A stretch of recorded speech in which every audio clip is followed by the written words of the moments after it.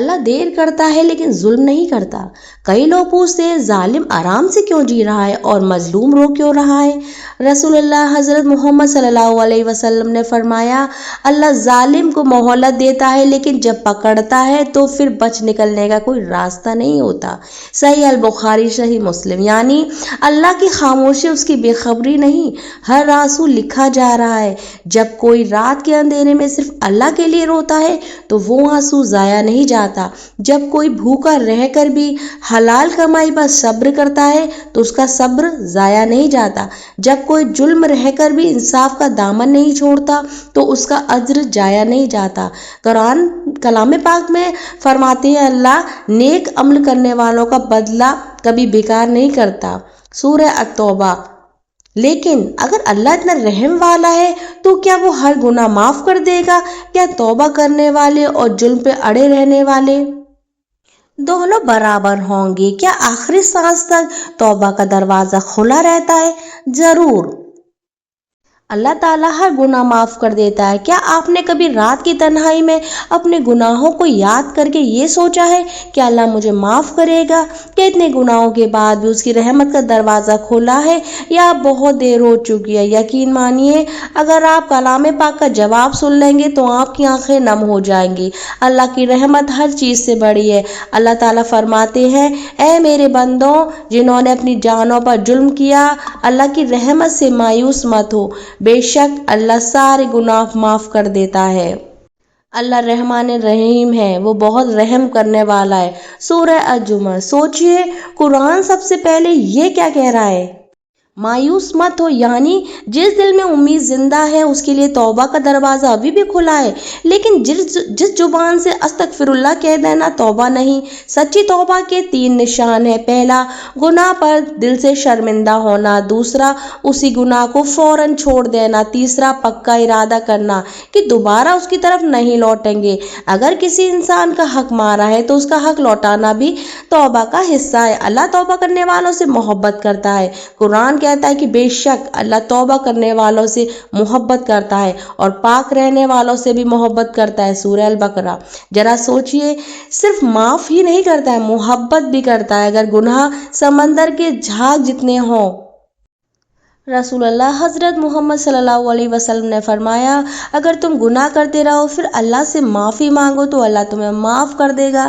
صحیح مسلم۔ کیونکہ اللہ چاہتا ہے اس کا بندہ اس کی طرف لوٹ آئے، لیکن ایک وقت ایسا بھی آئے گا جب توبہ قبول نہیں ہوگی۔ کب؟ جب موت سامنے آ جائے یا سورج پچھم سے نکل آئے، اس کے بعد ایمان لانا یا توبہ کرنا کوئی فائدہ نہیں دے گا۔ اس لیے آج ابھی یہی وقت ہے اپنے کی رب کی طرف لوٹنے کا۔ لیکن ایک سوال ابھی بھی باقی ہے، اگر اللہ اتنا رحم کرنے والا ہے تو پھر جہنم کیوں بنائی؟ کیا رحمت اور عذاب دونوں ساتھ ہو سکتے ہیں؟ اور آخر کون لوگ جہنم کے حقدار بنیں گے؟ صحیح حدیث کی روشنی میں جانیں گے کہ جہنم کیوں بنائی گئی اور کون لوگ اس سے بچ سکتے ہیں۔ بے شک اللہ بہت معاف کرنے والا ہے، معافی کو پسند کرتا ہے، اس لیے ہمیں بھی معاف فرما۔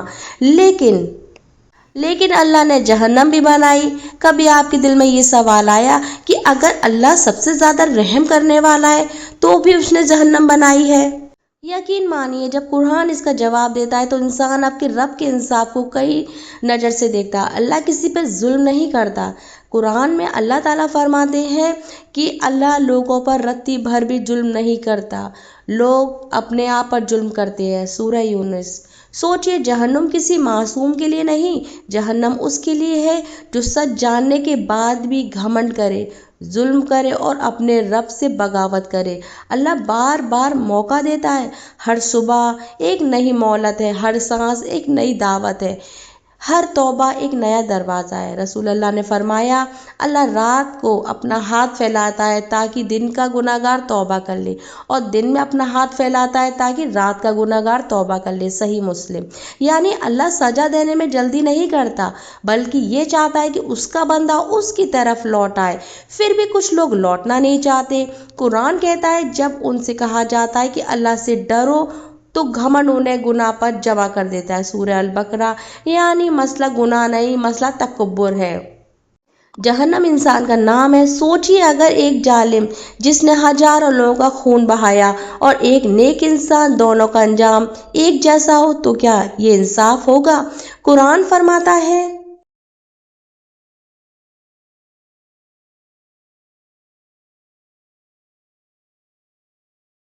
क्या हम ईमान वालों और फासिकों को बराबर कर देंगे? वो कभी बराबर नहीं हो सकते। सूरह अस-सजदा। अल्लाह का इंसाफ यही है कि हर इंसान अपने अमल का नतीजा पाए, लेकिन सबसे बड़ी खबर अभी बाकी है। रसूल अल्लाह हजरत मोहम्मद सल्लल्लाहु अलैहि वसल्लम ने फरमाया, जब अल्लाह ने मखलूक को पैदा किया तो उसने अपनी किताब में लिख दिया, मेरी रहमत मेरे गजब पर भारी है। सही अल बुखारी, सही मुस्लिम। यानी अल्लाह की रहमत उसके अजाब से ज्यादा बड़ी है। तो सच्चे दिल से उसकी तरफ लौट आए, उसके लिए उम्मीद का दरवाजा खुला है। लेकिन एक सवाल अभी भी बाकी है, अगर जन्नत इतनी खूबसूरत है, वहाँ हमें मिलेगा क्या? क्या सिर्फ बाग होंगे या ऐसी नेमतें जिनकी हम सोच भी नहीं सकते? कि जन्नत की सबसे बड़ी नेमतें क्या होंगी? सोचिए अगर आपको पूरी दुनिया की दौलत मिल जाए, हर ख्वाहिश पूरी हो जाए, हर दर्द खत्म हो जाए, फिर भी क्या आपका दिल हमेशा के लिए भर जाएगा?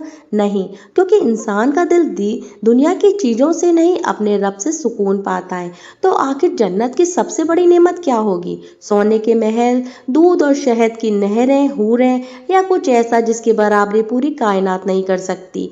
जन्नत सिर्फ एक बाग नहीं, कुरान फरमाता है, कोई जान नहीं जानती उनके लिए आंखों की ठंडक का कैसा सामान छिपा कर रखा गया है। सूरह सजदा। यानी आज हमारी सोच जिस जगह खत्म हो जाती है, जन्नत वहां से शुरू हो जाती है। लेकिन सबसे बड़ी नेमत अभी भी बाकी है। रसूल अल्लाह ने फरमाया, जब जन्नती जन्नत में दाखिल हो जाएंगे, अल्लाह फरमाएगा, क्या तुम्हें इससे भी बड़ी कोई नेमत दूं?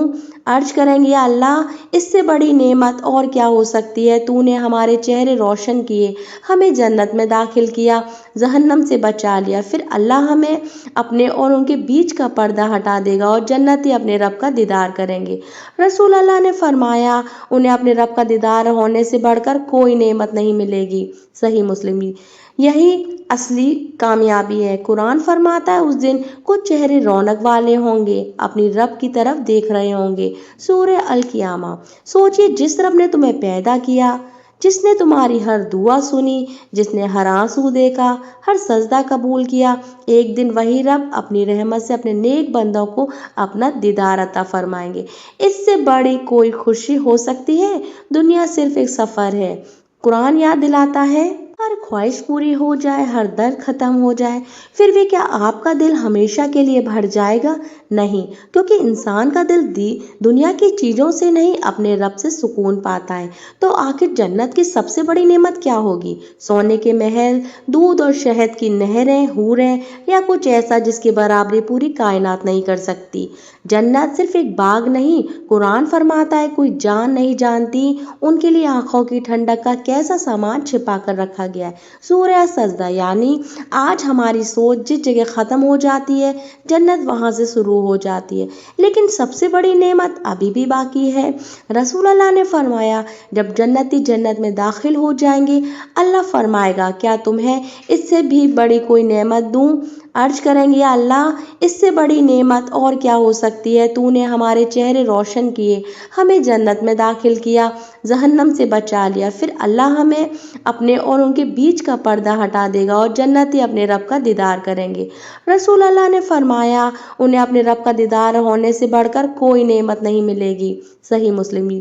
यही असली कामयाबी है। कुरान फरमाता है, उस दिन कुछ चेहरे रौनक वाले होंगे, अपनी रब की तरफ देख रहे होंगे। सूरह अल कियामा। सोचिए जिस रब ने तुम्हें पैदा किया, जिसने तुम्हारी हर दुआ सुनी, जिसने हर आंसू देखा, हर सजदा कबूल किया, एक दिन वही रब अपनी रहमत से अपने नेक बंदों को अपना दीदार अता फरमाएंगे।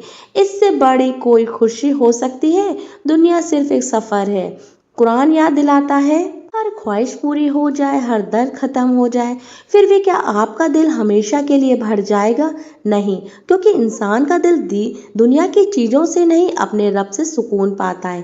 تو آخر جنت کی سب سے بڑی نعمت کیا ہوگی؟ سونے کے محل، دودھ اور شہد کی نہریں، حوریں، یا کچھ ایسا جس کی برابری پوری کائنات نہیں کر سکتی؟ جنت صرف ایک باغ نہیں، قرآن فرماتا ہے کوئی جان نہیں جانتی ان کے لیے آنکھوں کی ٹھنڈک کا کیسا سامان